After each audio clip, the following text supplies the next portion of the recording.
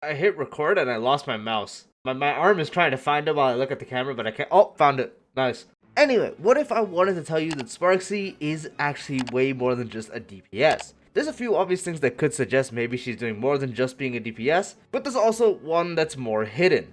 And so let's talk about it. Stuck grinding in Honkai Star Rail? Need stellar jades fast? We've got you covered. Head over to U7 Buy, your ultimate gaming hub for save fast and cheap in-game top-ups. Whether it's Star Rail or your other favorite games, U7 delivers instantly and players love it. Check out their Trustpilot reviews, they're actually top ranked. On the Honkai Star Rail direct top-up page, you can recharge your account in seconds. For example, 8080 Honorific shards cost $99.99 in the official store, but on U7 Buy, you can see here it's way cheaper. Just pick your server, enter UID, pay securely, and boom, your account is instantly loaded. Want extra savings? Use code PRETSR at checkout for 5% off, perfect for last minute pulls, battle passes, or surprising a friend. And here's a bonus. If you spend $80 a month on U7 Buy, you can grab the Honkai Star Rail Express Pass for only 1 cent, which is nearly free. Click on the link in my description, recharge fast, save more, and keep blazing those trails. Now, I know the point of this video is to talk about more of the other stuff, but of course, we are going to need to address that, yes, a big role of hers is going to be a DPS, as that's what she's mainly do. She's doing a build-up, she's wanting to be on a team that's able to buff her, she wants to be able to contribute good damage. So, of course,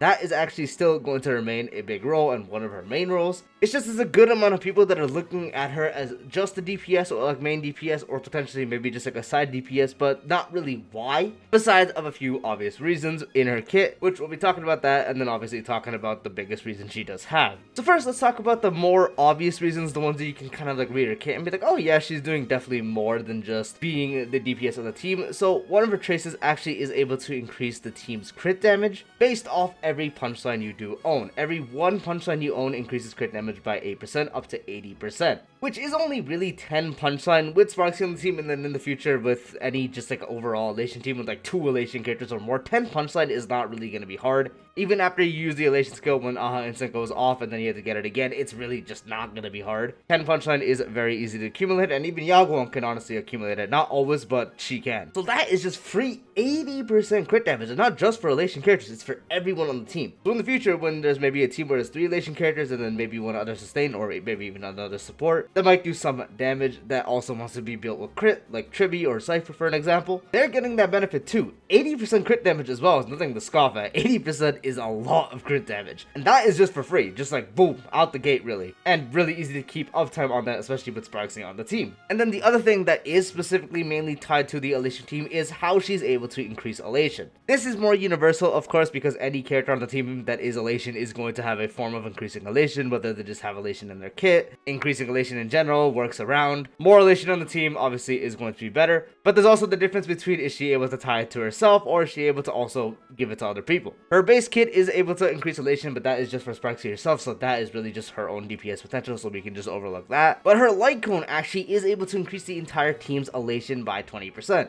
And Elation increases as we go on more and more, is going to get even better. So the more amount of Elation is obviously going to equate to more damage anytime you are doing Elation damage, and so another best way to increase that damage is increasing the team's Elation. Sparxie's light cone not only being good for her damage, really good at that, also having the supportive capability to increase the team's Elation, so now anytime the instant goes off and other characters like Yao Guang or in the future have their Elation skills go off, that's going to be supporting that as well. So she's also supporting in that sense as well. And then the last form of supportive capability I want to talk about is her E1, because I just want to mention early investment since it's going to be relatively important, especially as we get further on. Her E1 also has supportive capabilities by being able to increase the team's ulti res pin by up to 15% based off punchline owned. This also requires a total of 10 punchline, which again is not going to be a problem. So when you have 10 punchline, she's giving the entire team, so again this will impact people that are not Elation on the team as well, if in the future they are on the team, which they most likely will be, 80% crit damage and 15% all-type res pen.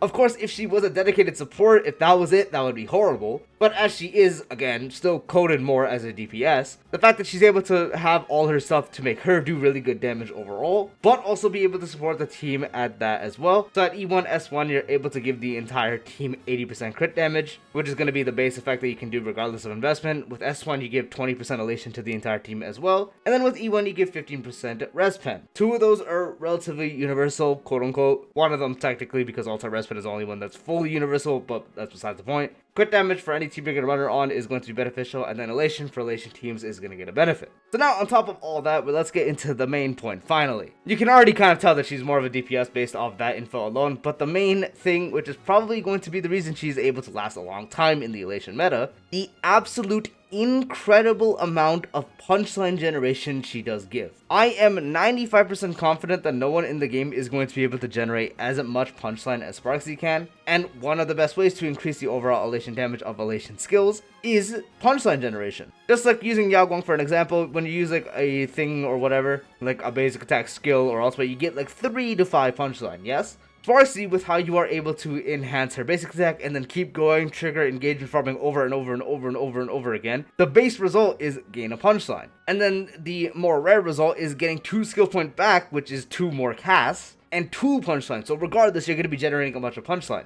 Effectively, Sparxie on her turn is going to be gaining you over 10 punchline, up to like 15, maybe even 20 if you're really lucky. Assuming you have skill points that are overcapped. Of course, her teams are going to have Sparkle up or overcap, regenerate and stuff, but I'll get into that in a little second. Nonetheless, she's going to generate you roughly over 10 punchline, assuming you do have the skill points to spare, which is going to be a potential problem that, again, I will talk a little later about. But punchline generation is going to be super crucial on these Elation teams, and the fact she can generate you so much is going to be a significant increase in damage. If you're referencing this video, just whenever she comes out, or maybe if you're in the future, if there's more Elation characters out, try to get a actual instant proc of having around maybe 15-20 punchline, and then try to get one with like 30 to 40. The damage difference is significant. So Sparxie being able to generate you all that punchline, no matter the Elation team, is just going to be so significantly broken. The fact that punchline generation is such a significant increase to the damage formula of Elation is why she's just going to have so much value, and maybe even value for the entirety of the Elation meta. Just cause she is going to be able to generate so much. Maybe in the future she's not able to spam as much, maybe her damage goes down, her supportive capabilities are like, again, like they're fine for a DPS support. Maybe they get more obsolete later because of just better buffs and such. But her being able to generate that much punchline, I'm again 95% sure no one is going to equate to, and her being able to generate that much is going to be just the biggest increase of damage you can probably get.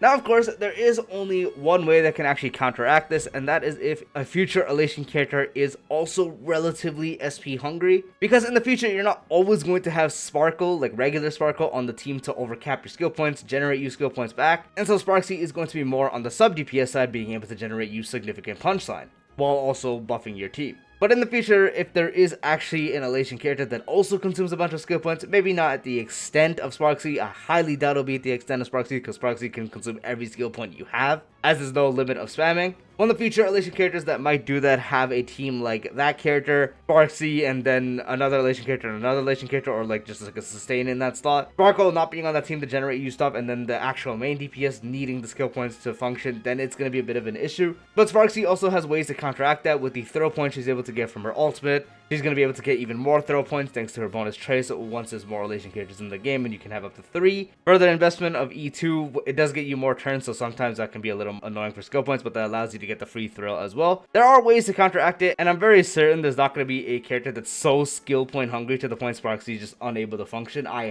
highly doubt that. So I'm pretty sure the Elation meta is going to be more of a team that consumes skill points at a solid amount, but still allows Sparxie to generate you a bunch of skill points. Because let's also say maybe the team is a bit to the point where you only have like 4 to 5 skill points to use for Sparxie, maybe even 3. That's going to be 3 punchline guaranteed. If you get the proc, that's going to be 2, so that can be up to 4 or 5 depending on how many you get, plus more skill points for you to go. And then anytime you do have thrill, you're able to consume that in the stead of skill points anyways. Regardless of the team, you're going to be able to generate a bunch of punchline. The punchline generation is what I'm getting at here. That is going to be such a significant increase to Elation damage overall, and is the overlooked value of Sparxie, since a lot of people mainly just look at the DPS. She's a DPS, yes, that's her main role. Eventually, it's going to be more of a sub where she's able to provide some support, but the main thing that's probably going to make her last the longest is the punchline generation. That punchline generation is just absolutely absurd.